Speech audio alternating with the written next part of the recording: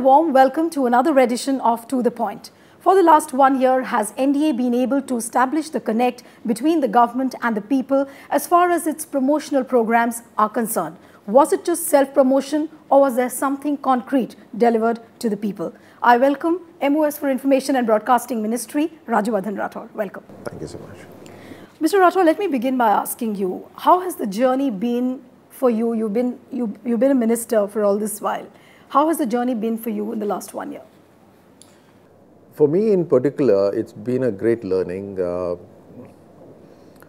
under obviously the leadership of the Prime Minister, who's extremely dynamic, leads by example, thinks out of the box. It's amazing to see him and the kind of energy levels that he has.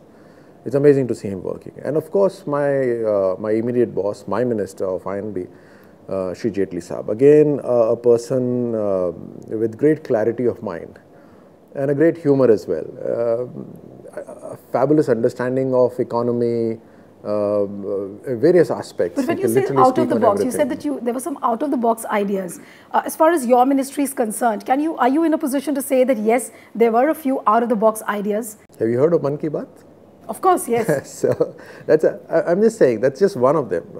You see, the point is that to come up with solutions of our problems, given the constraints of resources, etc., one has to think of ways to accomplish and find solutions. And one need not always tread the beaten path. And perhaps he himself is the greatest youth of our entire government, because the kind of energy that he has, nobody else has. The kind of out-of-the-box ideas he has, nobody else has. And so what I say is that he's a great leader, inspiring leadership. Right. But Mr. Rathore, there's no two ways about the way Prime Minister has gone forward. But you're talking about Man Ki Baat. What is your next plan? To which level are you trying to take this program now? We've seen all the episodes which have come so far. No, the idea is not that we are building a program. We are not even, no, of course not, we are not even building a brand. But I'm what talking we are about doing taking is, the program to a next level. So it started with radio. Right. And a forgotten medium, if I can use that word, and yet covering 98% of the entire country. So talking of the radio, we are going to FMize the entire country. Right now, 45% of the country is covered with FM signals. In next 2.5 years, we'll have about 67% of the country covered by FM signals. That's from the technology point of view. But it started with radio, and now when the Prime Minister speaks on Man Ki Baat, it's online. Okay. It's broadcast on not just on Doordarshan, it is also broadcast on the channels. Some of the simulcast happening on all the other channels. Sometimes scripts, the text and the translated versions of it are carried in the regional channels. So the reach is phenomenal.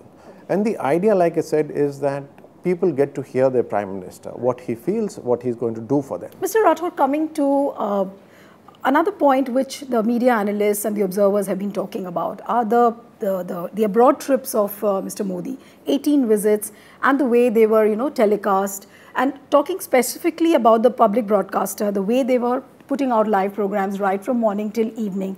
So some of the media analysts we heard were saying that, it was all happening at the expense of the public exchequer. So do you think that, what do you have to say on this? Is it really justified when the media talks like that?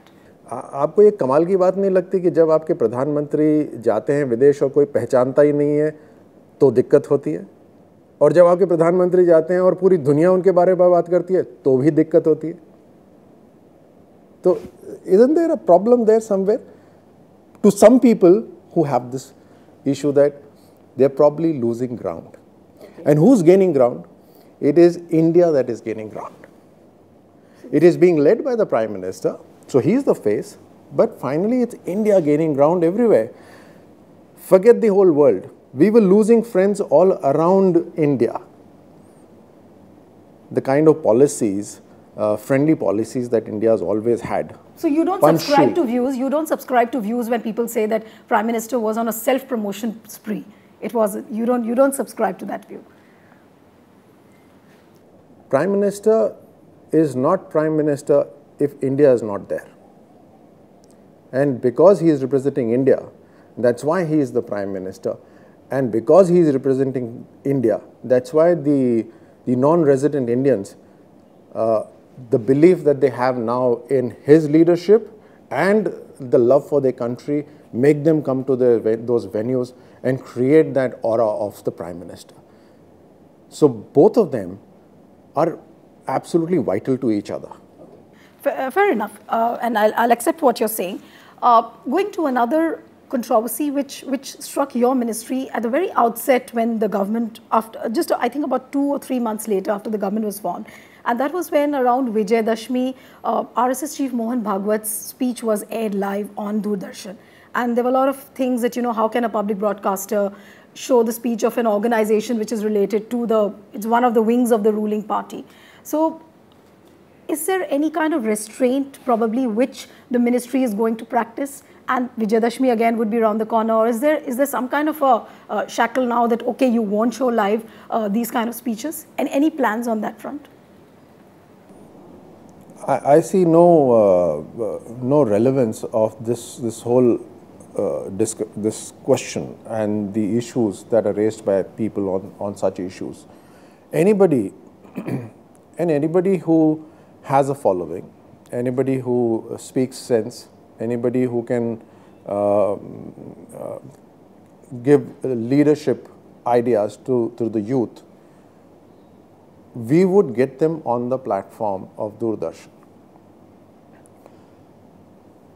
And it was based on these very reasons that Shri Mohan Bhagwat came. No, because at that point of time, Congress and the Congress leaders had started saying that if you can show Mohan Bhagwat, then why not Shahi Imam? And they started naming. I'm sure Shahi Imam would have been there on the Doordarshan.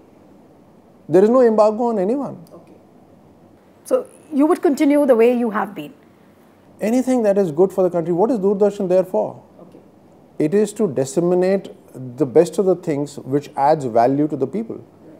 All the opinions given on Doordarshan may not be acceptable to all. But we are not here for airing just the, I would say, universally accepted opinions. Right. But yes, opinions that bring value to majority of the people. But Mr. Rathore, what is the difference which probably you have brought as far as the public broadcaster is concerned? Because world across we see broadcasters are run by professionals. But here, as far as the Indian broadcaster is concerned, we see that the decision making mostly is done by the bureaucrats. So are you thinking of changing that system a little, trying to bring in more professionalism into it?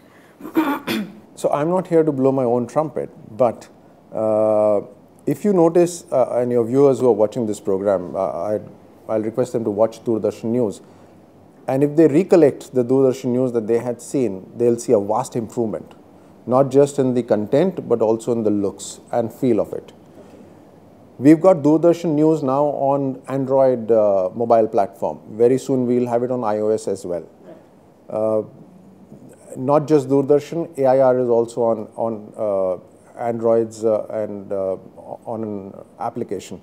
The idea is we are modernizing and we are improving the content, the quality of the whole network.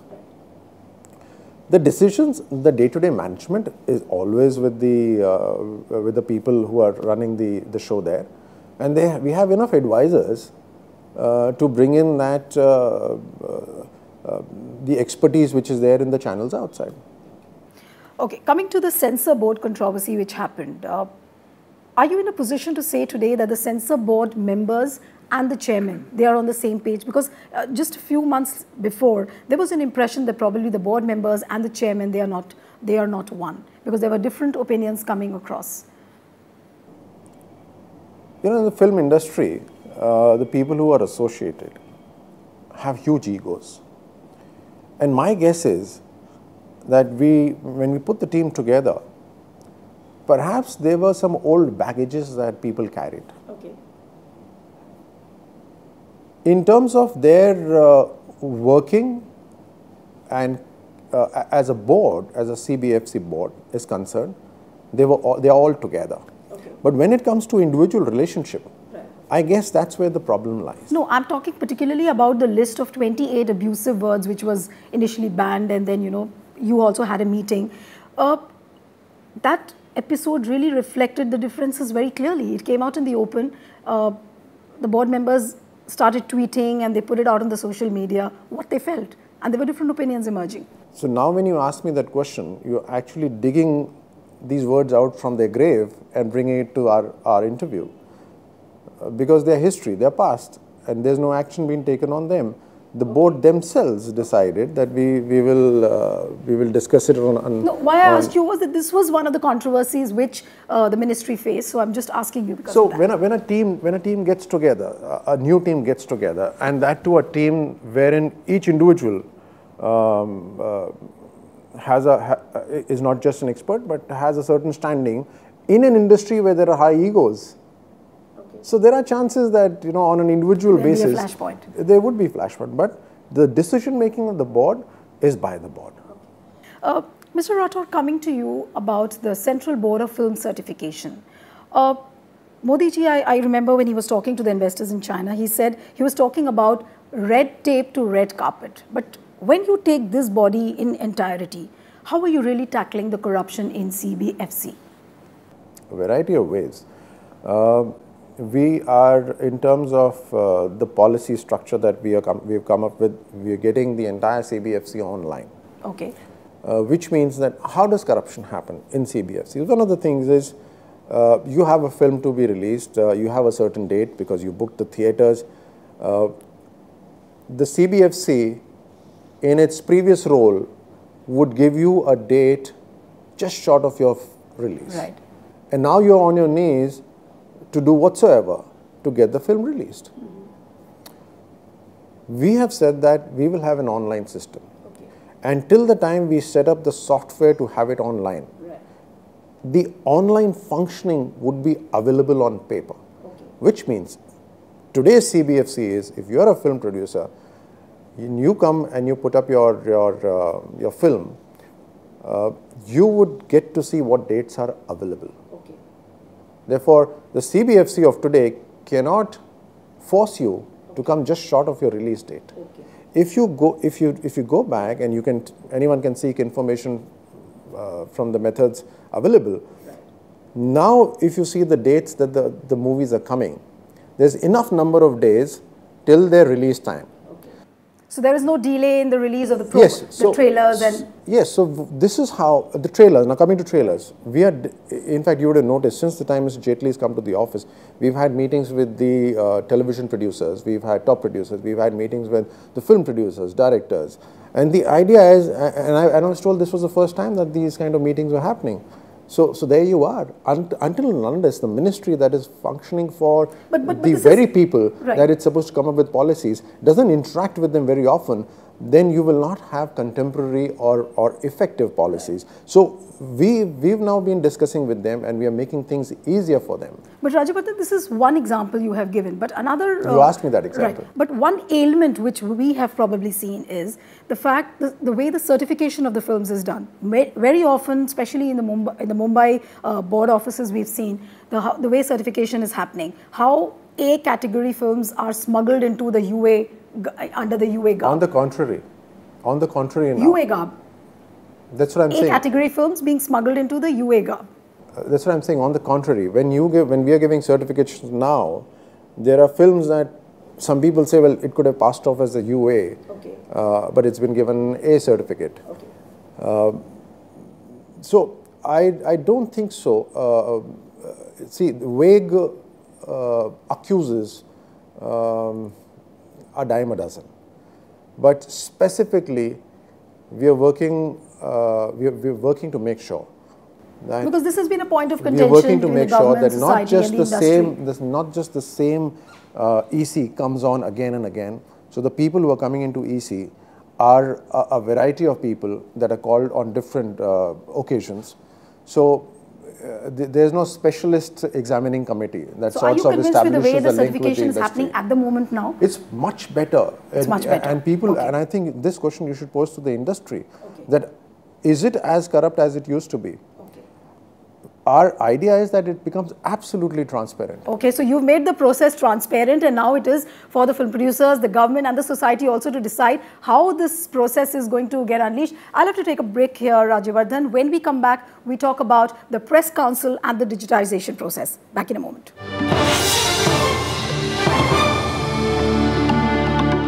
Welcome back. You're watching To The Point with MOS INB, Mr. Rajyavardhan Rathore. Rajyavardhan, coming to you about the Supreme Court ruling which came in March, when it said that the government ads will now have only the pictures of Prime Minister, President and the Chief Justice. What I want to understand from you is that has there been a decline in the number of ads which had been coming to DAVP because of this? No, one of the because things, this was a very new kind of a process which to answer you very specifically, the ruling has just come about a week or 2 weeks ago. So it's not really valid to ask whether there's been a decline because it's just been about a week, 2 weeks. Okay. And there would not be. The reason being the ads are not put out for the faces. The ads are put out for the policies. Why are the ads put out? Because it is government's job. Okay, let me rephrase that. If you go to a citizen, if you go to the citizens and you ask them, what are their rights? What are their what are the things they can get from the government under various schemes? 90% are not aware. Okay. And when you talk about the 70% of the population of India which is living in the rural areas, that 90% perhaps goes to 95 or 98%. Now there lies the problem. But even if the policies are not the best of the policies, right. The fact is that if people don't know about them, they will not be able to use it. But in the garb of that, there's been a lot of self-promotion of the leaders, whether it's the state leaders or it's the ministers. A lot of it has been happening, which is why Supreme Court pointed this out. So, do you think that would come down now? Supreme Court has given a judgment. We are not talking about that. We are not arguing on the judgment. I am making a point that because ministers' pictures cannot be put on an advertisement does not mean the advertisement would reduce. Okay. Because the prime reason of the advertisement is for the policies to reach to the people. Okay. And it's imperative, and that's where I was making a point, it's imperative people do not know about the policies. Okay. And policies have to reach them.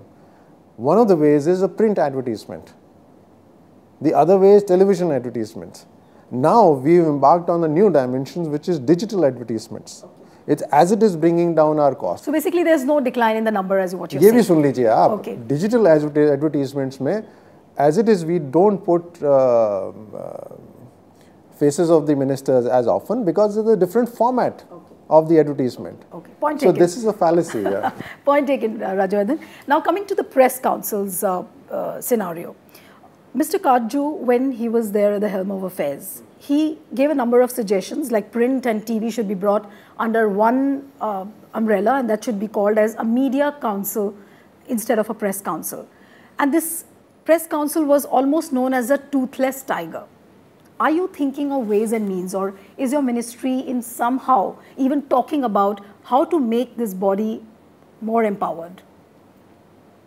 Are there any plans? Not immediately, I guess. Okay. But if somebody comes up with this as a concern, and perhaps there are suggestions which make the Press Council of India a more effective body, then these are things that can always be considered. The world is dynamic, it's always moving, so the changes are always happening. The idea is if there is a change, it must happen for the positive. But there are so many self-regulatory mechanisms. Then you have bodies like ASCI, you have NBSA, then you have Editors Guild. These are all into the self-regulatory mode, but many times it does not happen. So are you thinking of adding some kind of a fillip to it so that it gets more regulated? Most of the time, see, the words you use make a lot of difference as an anchor. Many times it does not happen. So let me rephrase that. Okay. Most of the times it happens, and I'll give you figures for that. For the year 2013-14, I think, 13-14, there were 4,000 applications that went to BCCC, which is for the entertainment segment on the television. And I think they, the various warnings, advisories, various sorts of punishments that were given out by them were to the tune of about 2,000, roughly. That is only for the year 2013-14. Okay. From the year perhaps 2006, the ministry has issued about 416 warnings and advisories. Okay. Now look at the comparison. And your viewers are also listening, so let's keep the words right. Okay. Most of the times, it is the BCCC for the entertainment, the ASCII for the advertisements, and the NBSA for the news that are self-regulating their own bodies. In fact, let me go a step further. And you're quite happy with the way they are regulating themselves at the moment? Of course, we are satisfied, but there's more progress to be made. Perhaps they need to get more proactive. But don't you think when it comes to regulation of content, as far as the content on radio is concerned, I'm specifically talking about the instance of radio jockeys who are talking, you know, in an ambiguous language. A lot of their pronouncements are laced with, you know, double meanings. Even Samajwadi Party leader Jaya Bachchan had pointed this out. So are you thinking also seriously of regulating this kind of a content? Is there a body which is watching on this? No, we are not doing that. So do you think that there's a need to do it? But we have All India Radio FM stations, and there's no doubt that the language which is used in the news or even by radio jockeys of All India Radio and also on Doordarshan are words that we can all imbibe in our conversations and our vocabulary. Now, there are people who would like to listen to a more colorful language, and so there is a place for them as well. I don't think so. We as a government, we need to become a regulatory authority, and we need to have one set of language or one code of conduct for the whole country. But when MPs express concern over this, then... They should. Why should they not? Okay. Everybody is meant to express views. You are expressing your views here. Right. Because all of it happens in the garb of freedom of expression.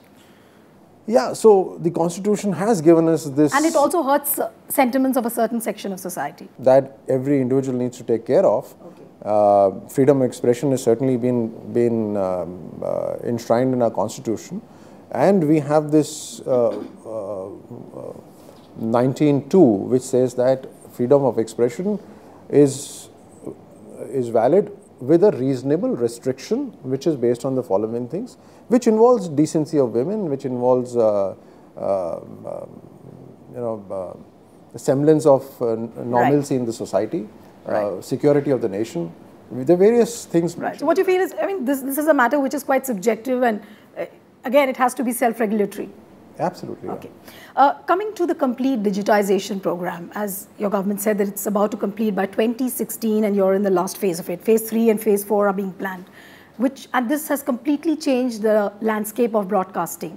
But basic issues, you know, like grievance redressal mechanism, which addresses the concerns of the cable subscribers, that is still not very much sorted out. What are you doing really about that?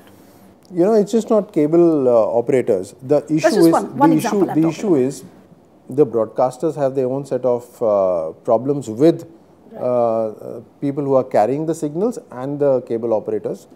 The DTH people with DTH services have their issues with the broadcasters and the MSOs.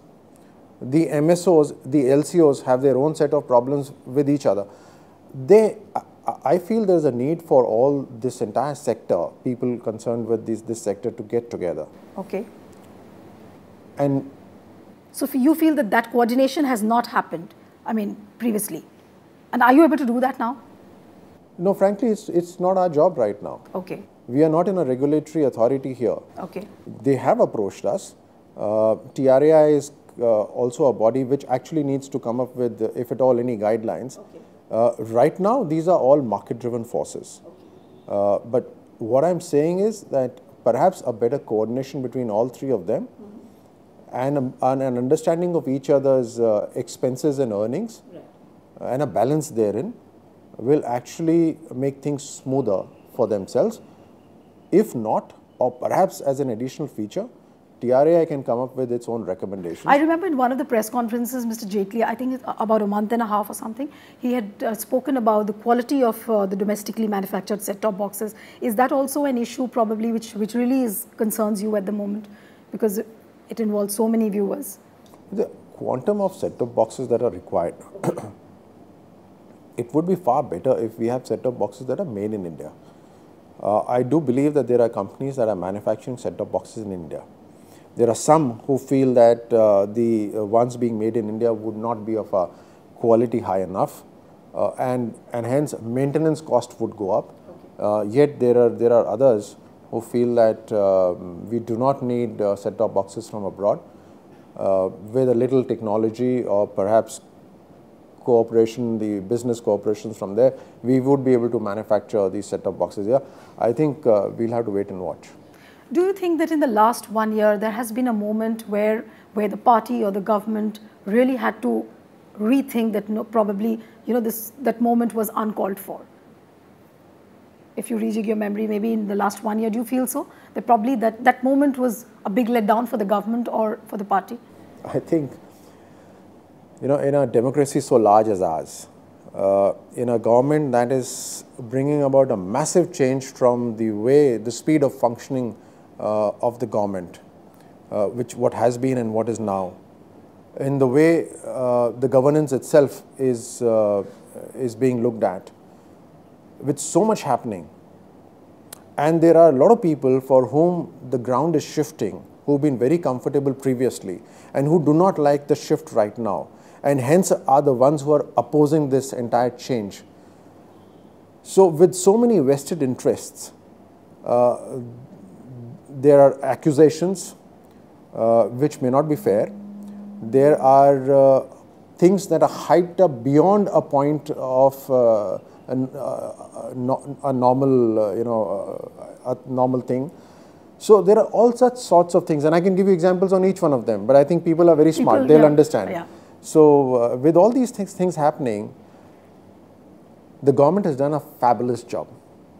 And the Prime Minister has been, I think, very gracious in stepping up to all occasions where perhaps things have gone wrong, where he was not even required, that he's come onto the platform, be it the parliament or a public rally outside, and addressed the nation and made sure that the person who's commented or any of the issues has been disassociated with the government. If you have to do a self-assessment of your ministry and your government, on a scale of 10, how much would you give?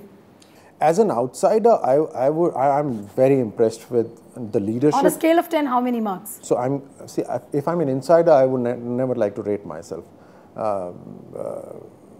That would be self-pompousness. But as an insider, others need to rate us. But if I was as an outsider, I can very fairly say I would have been extremely impressed with the leadership and the way this leadership has brought about new energy in our country. Okay, thank you so much. Pleasure talking to you, Rajyavardhan. Thank you so much. So that's it on this episode of To The Point. See you next time with another personality. Goodbye and thanks for watching.